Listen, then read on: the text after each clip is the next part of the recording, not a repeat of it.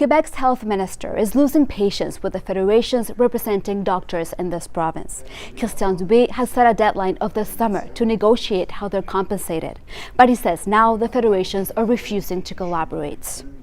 At issue is a bill Dubé says is an effort to get doctors to take on more patients. Under Bill 106, up to 25% of their compensation would be linked to their performance. These people have been paying taxes for all their life, and they happen at the end of their life when they cannot see a GP or a specialist. That's not acceptable. The federations want the government to scrap the bill, but Dubé says he's moving ahead and wants to work with doctors on setting those targets. For example, Dubé is proposing to require medical specialists to perform 99% of surgeries within a year. C'est une grande révolution pour améliorer l'accès.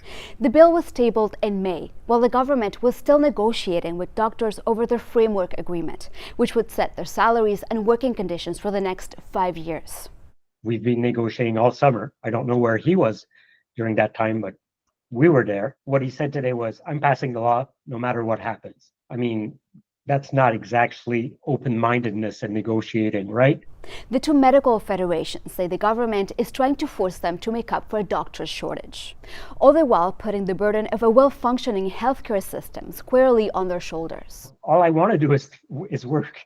That's all we want to do as medical specialists. We want to treat patients. We want to operate.